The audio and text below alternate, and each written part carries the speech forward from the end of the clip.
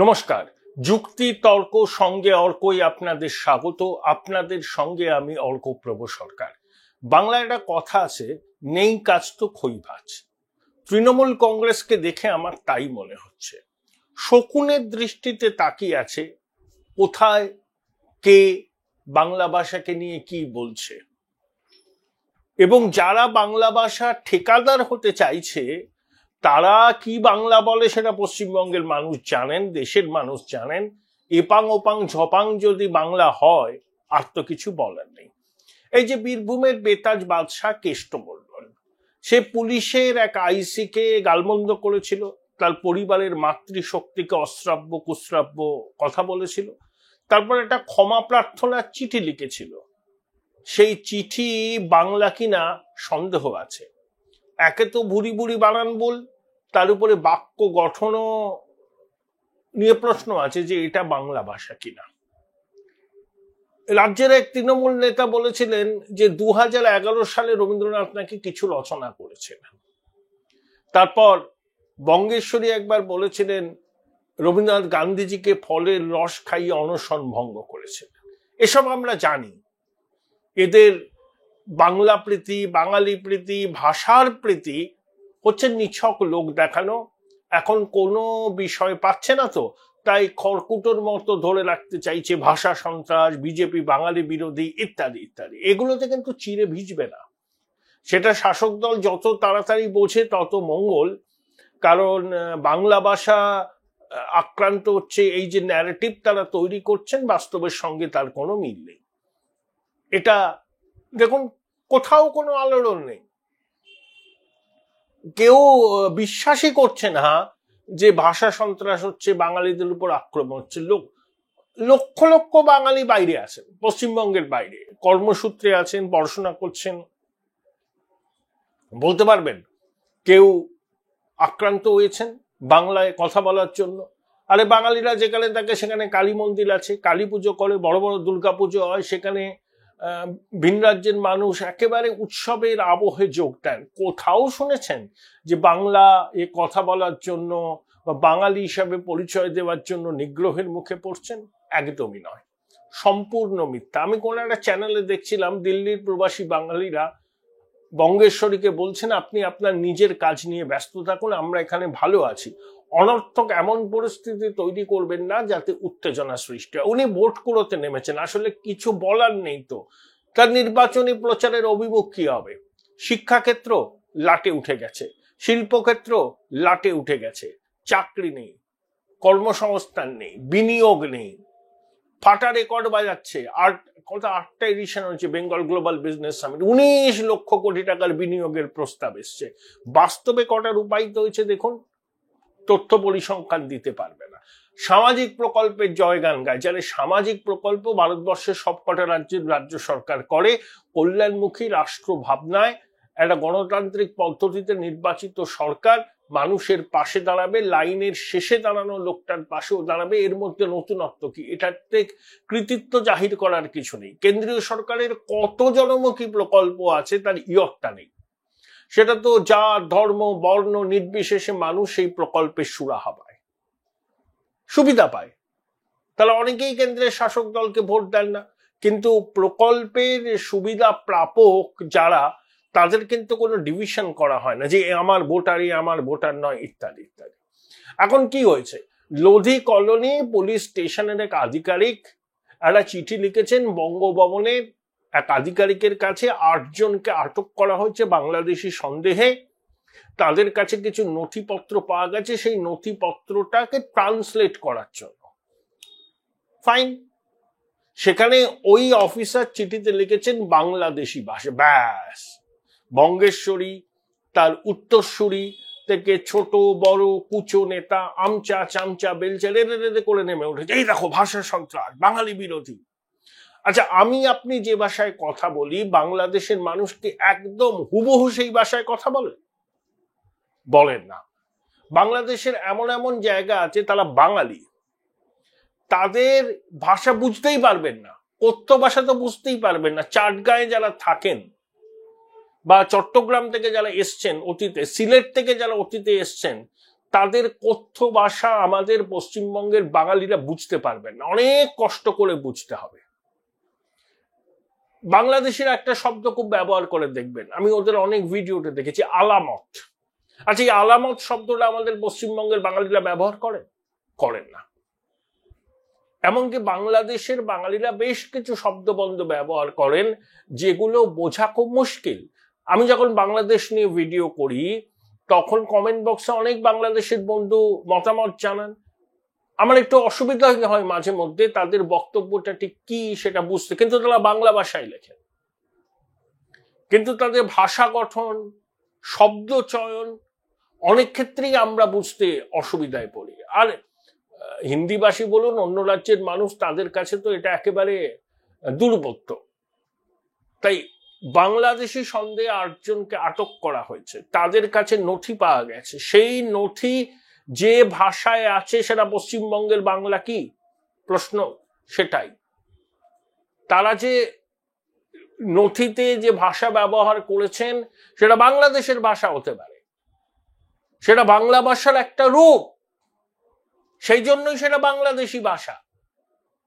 18 কোটি বাংলাদেশি বাংলা ভাষায় কথা বলেন, কিন্তু তাদের ভাষা আর পশ্চিমবঙ্গের বাংলা ভাষার মধ্যে অনেক পার্থক্য আছে। কথ্য ভাষায় লেখার ক্ষেত্রে হয়তো অনেকটা মিল আছে, কিন্তু কথ্য ভাষায়ও তো লেখা হয়। দেখুন, বাংলাদেশের প্রবন্ধ, গল্প, নাটক, কবিতা, গান যে ভাষায় লেখা হয় সেই ভাষার সঙ্গে এখানকার ভাষার মিল আছে, মানে লেখা ভাষা। কিন্তু কথ্য ভাষার সঙ্গে আমরা বাঙালিরা যে ভাষায় কথা বলি, বাংলাদেশের বাঙালিরা অনেক সময় সেই একই রকম কথ্য ভাষায় কথা বলেন না। আর যে 8 জনকে বাংলাদেশি সন্দেহে আটক করা হয়েছে তাদের নথিতে হয়তো সেই কথ্য ভাষাই আছে, সেই জন্য বাংলাদেশি ভাষা বলা হয়েছে। যে ভাষা সন্ত্রাস কি, বাঙালির প্রতি বিদ্বেষ কেন, এই প্রশ্নগুলো উঠে আসলে তৃণমূল যে চৌর্যবৃত্তির সাম্রাজ্যটা তৈরি করেছে তার থেকে নজর ঘোরাতে চাই। যে আর্চিকরের তিলোত্তমার হত্যাকাণ্ডের বর্ষপূর্তি হতে চলেছে, মানুষ আবার পথে নামবে, সামনে নবান্ন অভিযান আছে, তাই অ্যাটেনশন ডাইভার্ট করো। বাংলা, বাঙালি, ভাষা সন্ত্রাস, বাঙালির প্রতি ঘৃণা, এগুলো খাবে না দিদিমণি। আপনি বুঝতে পারছেন কিনা জানি না, মানুষ রিলেটই করতে পারছে না। সম্প্রতি হরিয়ানায় ওখানে পরিযায়ী বাঙালি শ্রমিকদের নিয়ে একটা বিরাট বড় সভা হয়, হরিয়ানার শিক্ষামন্ত্রী অ্যাড্রেস করেছিলেন, 30,000-এর কাছাকাছি পরিযায়ী শ্রমিক যোগ দিয়েছিলেন। তাতে হরিয়ানার শিক্ষামন্ত্রী আশ্বস্ত করেছেন যারা প্রকৃত ভারতীয়, তার ধর্ম যাই হোক না কেন, কোনো রকম নিগ্রহের মুখে পড়বেন না, এবং বাংলাদেশিদের চিহ্নিত করার দায়িত্ব ওই পরিযায়ী শ্রমিকদেরই নিতে হবে যারা ভারতের নাগরিক, ধর্ম যাই হোক না কেন। কারণ অনুপ্রবেশ একটা বড় সমস্যা। এই অনুপ্রবেশের মাধ্যমে সন্ত্রাসবাদীরা ঢুকছে। শুধু বিজেপি শাসিত রাজ্য কেন, রেবন্ত রেড্ডির তেলেঙ্গানা, সিদ্দারামাইয়ার কর্ণাটক, পিনরাই বিজয়নের কেরল, দিদির ভাতৃস্থানীয় স্টালিনের তামিলনাড়ু, অরবিন্দ কেজরিওয়ালের আপ, পাঞ্জাবের আপ, সবাই কিন্তু ওই অনুপ্রবেশকারী বাংলাদেশিদের খোঁজার ব্যাপারে উদ্যোগ নিয়েছে, কারণ এটা জাতীয় স্বার্থের সঙ্গে সম্পর্কিত। এর সঙ্গে বাঙালি বিদ্বেষ, বাংলা ভাষার প্রতি অসূয়া, এর কোনো কারণ নেই। এটা loud and clear, crystal clear. Trinamool সব বুঝছে। এই বললাম না, খড়কুটোর মতো কিছু ওটা আঁকড়ে ধরতে হবে, সেই আঁকড়ে ধরে মানুষকে বিভ্রান্ত করতে হবে, ভোটের আগে একটা ন্যারেটিভ তৈরি করতে হবে। যত ভোট এগোবে দেখবেন তত চড়া সুরে প্রচারে নামবে, গলায় প্ল্যাকার্ড ঝুলিয়ে তৃণজীবী বুদ্ধিজীবীরা রাস্তায় নামবেন, বঙ্গেশ্বরী হাঁটবেন, ছোটবাবু হাঁটবেন, বাংলার আয়াতুল্লাহ থেকে শুরু করে সবাই হাঁটবেন, ছি ছি ছি ছি সব স্লোগান টোকান উঠবে। এসব আমরা জানি, কিন্তু এই ন্যারেটিভ কিন্তু মানুষ নেবে না। কারণ মানুষ জানেন, এখানকার বাঙালিরাও জানেন, প্রবাসী বাঙালিরাও জানেন, বাংলায় কথা বলার জন্য যাদেরকে আটক করা হয়েছে তাদের নাগরিকত্ব নিয়ে সংশয় আছে। বাংলাদেশিরাও তো বাংলায় কথা বলেন, কিন্তু তারা যদি বাংলাদেশের নাগরিক হয়, আমাদের দেশটা ধর্মশালা তো নয়, তাদেরকে লাল কার্পেট বিছিয়ে তো অভ্যর্থনা জানাতে পারবো না। আর অনুপ্রবেশকারী অবৈধ বাংলাদেশিরা এখানে ঢুকে জনসমুদ্রে মিশে। Join Indian Institute of Hotel Management now.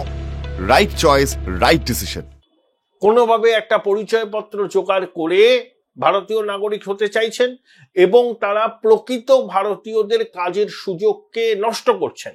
তাই প্রকৃত ভারতীয় যারা, তিনি যে ধর্মেরই হোক না কেন, তাদের উচিত অবৈধ অনুপ্রবেশকারী বাংলাদেশিদের চিহ্নিত করা এবং প্রয়োজনে প্রশাসনের কাছে জানানো যে তাদের সন্দেহ এরা হচ্ছে বাংলাদেশি, জনসমুদ্রে মিশে গিয়ে ভারতীয় বলে নিজেদের পরিচয় দিতে চাইছে।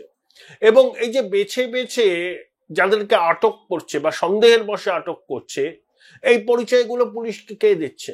অবশ্যই প্রবাসী বাঙালিরা দিচ্ছেন। তাদের একটা বড় অংশ পরিযায়ী শ্রমিক। তারা বুঝতে পারছেন এই অবৈধ অনুপ্রবেশকারী বাংলাদেশিদের জন্য তাদের সংকটের মুখে পড়তে হচ্ছে, তাদের কাজের সুযোগ কমে যাচ্ছে। এই যে হরিয়ানাতে যে একটা বড় সমাবেশ হয়েছে পরিযায়ী বাঙালি শ্রমিকদের, সেখানে হরিয়ানার শিক্ষামন্ত্রী সম্বোধন করেছেন, দেখছেন কোন মেন স্ট্রিম কাগজে তার খবর নেই। কারণ যদি এই খবরগুলো লিখলে বঙ্গেশ্বরী রুষ্ট হন, যদি বিজ্ঞাপন বন্ধ হয়ে যায়, এসব ভয় ভীতি ভাবনা এসব তাদের তাড়া করে বেড়ায়। সেই জন্য তারা এই খবরগুলো কিন্তু প্রকাশ করছেন না। হেডিং এ যে খবর আসছে, সেই খবর আপনি পড়তে পড়তে একটা জায়গায় গিয়ে দেখবেন তারাই বলছে যে পরিযায়ী শ্রমিকরাই, ভারতীয় পরিযায়ী শ্রমিকরা, তারাই চিহ্নিত করে দিচ্ছেন সন্দেহের বশে এরা বাংলাদেশি। এটাই হচ্ছে বাস্তব। তাই কোথাও বাংলা ভাষার উপর আক্রমণ হচ্ছে না, ভাষা সন্ত্রাস হচ্ছে না, বাঙালি বলে কাউকে খ্যাতানো হচ্ছে না, আটক রাখা হচ্ছে না। যাদেরকে ডিটেইন করা হয়েছে তাদের নাগরিকত্ব নিয়ে সন্দেহ আছে, তাদের নথিপত্র যাচাই করার প্রক্রিয়া চলছে। যদি নথিপত্র সন্তোষজনক হয় ছেড়ে দেওয়া হচ্ছে, এবং যাদের নথিপত্র সন্তোষজনক নয় তাদেরকে আটক রাখা হচ্ছে এবং আইন অনুযায়ী ব্যবস্থা নেওয়া হচ্ছে। এবং সারা ভারতবর্ষ জুড়ে এটা চলছে। মাননীয় ভোট ব্যাংকে বার্তা দিতে চাইছেন, ভোট ব্যাংকে। কারণ মাননীয় জানেন এই অবৈধ অনুপ্রবেশকারীরা এখানে প্রবেশ করে পরিচয়পত্র বাগিয়ে ভোটার তালিকায় নাম তুলেছেন এবং এরা তাদের ভোট ব্যাংক। সেই ভোট ব্যাংক যাতে ক্ষতিগ্রস্ত না হয় সেই জন্যই মাননীয়ার এই বাংলার প্রতি দরদ, বাংলা ভাষার প্রতি দরদ। কলকাতা শহরে বা রাজ্যের বিভিন্ন জেলা শহরে যে সমস্ত দোকান আছে তার সাইনবোর্ড গুলো সবকটা বাংলায় লেখার ব্যবস্থা করুন। আন্দোলন করুন, সবাই নামবো। কলকাতা শহরে বাঙালিরা কোন ঠাসা, জমি বেচে বাড়ি বেচে তারা শহরতলিতে আস্তানা তৈরি করছেন। আপনি এইগুলোর উপর নজর দিন। মিথ্যা ন্যারেটিভ তৈরি করে মানুষকে বিভ্রান্ত করবেন না, এতে চিড়ে কিন্তু ভিজবে না। যে চৌর্যবৃত্তির সাম্রাজ্য প্রতিষ্ঠা হয়েছে পশ্চিমবঙ্গে, তার বিরুদ্ধে মানুষ কিন্তু রায় দেবে। আরজি করে তিলোত্তমার ধর্ষণ ও হত্যাকাণ্ডের বিচার মানুষ চাইবেন। মানুষ জানে 96 ঘন্টা ধরে তথ্য প্রমাণ লোপাট করা হয়েছে। ঝাড়গ্রাম থেকে কে গোয়েল সাহেবকে ফোন করে ইনস্ট্রাকশন দিয়েছেন মানুষ জানে। 14 অগাস্ট 2024 আরজি করে হসপিটালে যারা তাণ্ডব করেছে, ভাঙচুর করেছে, তাদের বিরুদ্ধে কি ব্যবস্থা নেওয়া হয়েছে? পুলিশ কি ব্যবস্থা নিয়েছে? কেন হঠাৎ 14 অগাস্ট আরজি করে ভাঙচুর হয়েছে, সিসিটিভি ভাঙা হয়েছে? এর প্রশ্নের জবাব মানুষ চায় এবং জবাব আপনাদের দিতে হবে গণতান্ত্রিক পদ্ধতিতে, এবং মানুষ দেবে। দেখুন, কোন সরকার থাকবে, কোন সরকার বদল হবে, সেটা কোনো রাজনৈতিক দলের একেবারে একনিষ্ঠ সমর্থকরা ঠিক করে না। ঠিক করে সাইলেন্ট মেজরিটি, ফ্লোটিং ভোটার। এই সাইলেন্ট মেজরিটির একটা বড় অংশ এবার পরিবর্তনের জন্য তৈরি হচ্ছেন। পরিবর্তন 2011 যে পরিবর্তন হয়েছিল, 2026 নির্বাচন হচ্ছে সেই পরিবর্তনের জন্য। ওই সাইলেন্ট মেজরিটির সিংহভাগ দিদিমণি শুনে রাখুন, তারা আপনাকে ভোট দেবে না। সেটা আপনি নিশ্চয়ই বোঝেন, আপনার পরামর্শদাতা সংস্থাও বোঝে। তাই যে কোনো মূল্যে ক্ষমতায় টিকে থাকতে, এই যে জ্বলন্ত সমস্যাগুলো থেকে মানুষের নজর ঘোরাবার জন্য আপনি বাঙালি জাতীয়তাবাদের সুশ্রুতি দিতে চাইছেন, ভাষা সন্ত্রাস হচ্ছে বলছেন। আপনার আধিকারিকদের মধ্যে কজন বাঙালি? কেন সঞ্জয় মুখোপাধ্যায়কে ডিজি করেননি? কেন অত্রি ভট্টাচার্যের যোগ্যতা থাকা সত্ত্বেও মনোজ পান্থকে ডিজি করেছেন? এরা তো বাঙালি অফিসার, দক্ষ অফিসার। আজকে বাংলা নিয়ে দরদ আপনার, আপনি যখন বক্তব্য রাখেন তার 40% ভুলভাল হিন্দিতে বলেন। এর প্রশ্নের তো উত্তর মানুষ চাইবেই নির্বাচনে, গণতান্ত্রিক পদ্ধতিতে। তাই খড়কুটোর মতো মরিয়া হয়ে যা পাচ্ছেন সেটাই আঁকড়ে ধরছেন, এক ন্যারেটিভ। আরে কবার বাংলা নিজের মেয়েকে চায় এই স্লোগানে বাজিমাত করবেন? এবার হবে না, এবার হ্যাঁ মমতা না মমতা ভোট হবে। গণভোটের চেহারা নেবে 2026-এর বিধানসভা নির্বাচন। প্রতিবেদন শেষ করার আগে বলি, অমর শিল্পী কিশোর কুমারের জন্মদিন। আমার মতো আপনারাও যারা কিশোর ভক্ত আছেন, যাদের কৈশোর যৌবন কিশোরের গান শুনে কেটেছে, তারা সারা দিন, সারা সপ্তাহ, সারা মাসটা কিশোর কুমারের গান শুনো, মন ভালো থাকবে। এবং কিশোর কুমার সবার থেকে আগে, অন্তত আমার কাছে। Join Indian Institute of Hotel Management now. Right choice, right decision.